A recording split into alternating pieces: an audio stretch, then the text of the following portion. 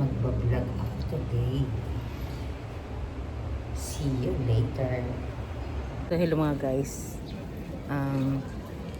Today is Wednesday and nandito na naman ako sa Asakusa always because of course may trabaho ako today. Ngayon tapos na yung Matsuri last vlog ko and ito na clear na yung area dito kanan, ayan. Pero as usual a lot of people talaga dito, mga nagpi-field trip, mga estudyante, mga taga-ibang bansa, always talaga dito because tourist spot nga. So ganon, ayan o, ang dami talagang people dito.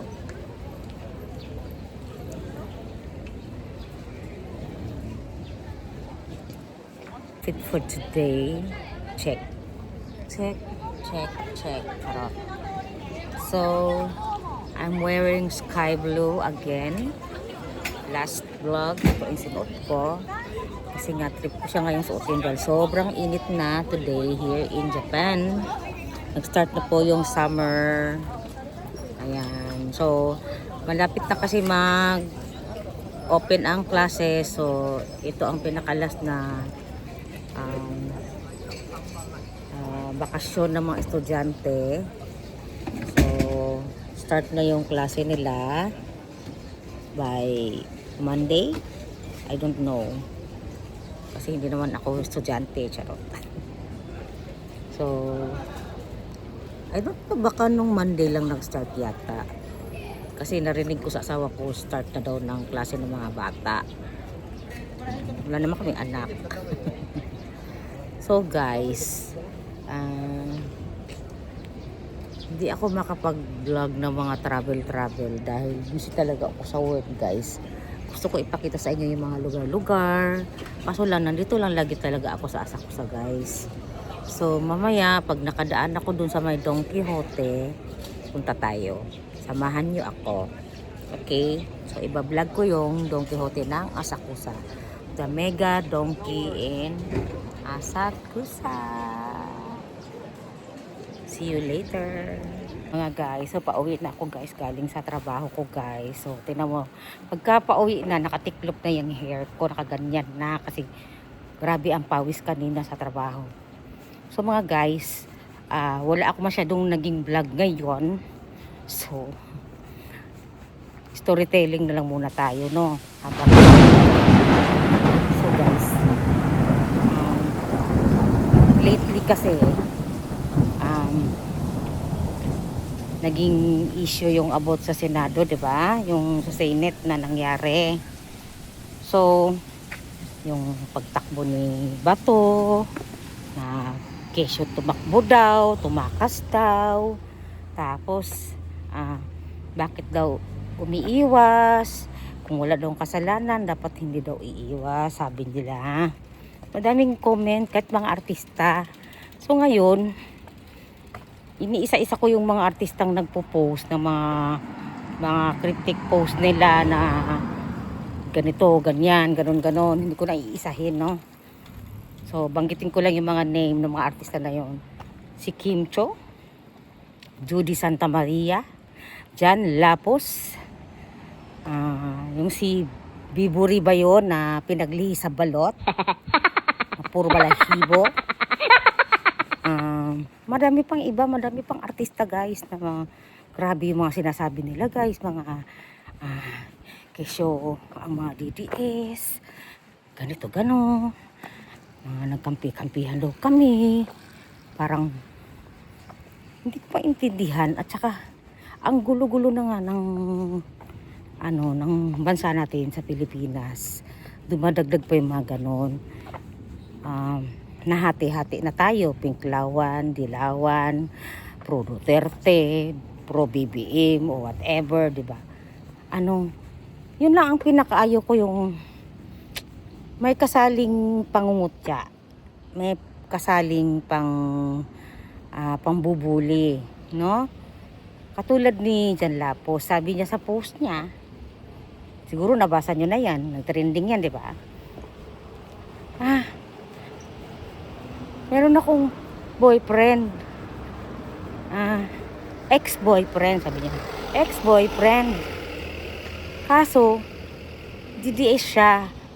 Naging DDS siya ngayon, pumangit siya, sabi, ganon. Teng. Anong koneksyon? Doon ako na buwisit sa sinasabi niya.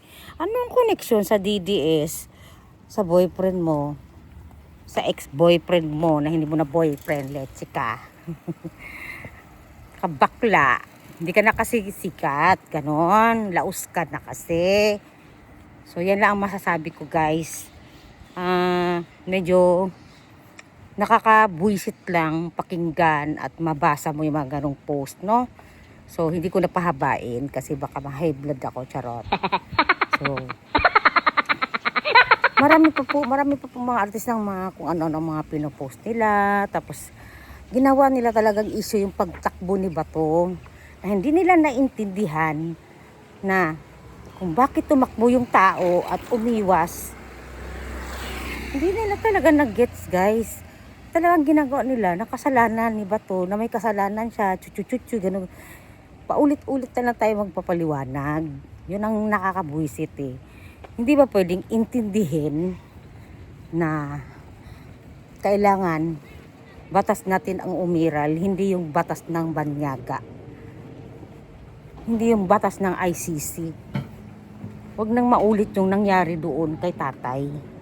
Yun ang gusto na mangyari ng taong bayan. Hindi yung gusto nyo lang. Gusto nyo lang na mangyari, di ba? So, anong point nyo doon? Tapos, gusto nyo na mahuli na agad, tapos pupusasan na ganon. Guilty na kaagad. Wala pang hindi pa nga binasahan ng or dinesisyon na ng court or di ba guys, comment nga kayo diyan. Ano pa talaga ang gulo-gulo nyo? So kayo, kung gusto niyo, kung huhulihin kayo, pinagbintangan kayo ng nakaw, tapos wala namang ebidensya, di ba? Siyempre magrereklamo kayo, di ba? So kailangan dumaan sa maayos na proseso ang lahat, di ba? Para hindi ka mahuli ng ganun-ganun lang. Oh, katulad kay Bato, napatunayan pa talaga nakasali siya sa EJK. Yung mga pinagbibintang nila o mga ebidensyang dinala doon sa ICC, totoo ba talaga yun? Politika nga, di ba? Politika. So kayo, kung naintindihan nyo kung ano ang laro ng politika, medyo mag-aral-aral muna kayo ha, bago kayo magsalita, bago kayo mag-post. Kasi lahat tayo taxpayer, hindi lang po ang mga artista. So, ang kawawa po yung mga maliliit na taxpayer. Kasi maliit na nga, nagbabayad pa ng tax. Okay? So, hanggang dito na lang po ang aking vlog. Kasi nandito na ako sa bahay, malapit na ako. And sana po maunawaan natin ang nangyari, hindi yung husga na lang tayo ng husga, kung ano lang na nababasa natin, hindi natin iniintindi, di ba? So, thanks for watching mga guys, and wala po ako masyadong vlog ngayon. Nandito na po ako sa aming bahay or sa aming tinitirhan. So, basta tayo po ay manalangin, paniwalaan ang dapat paniwalaan, at mag-research, suriin, hindi yung maniwala lang ng agad-agad. Okay guys? So, thanks for watching and have a nice day. Bye!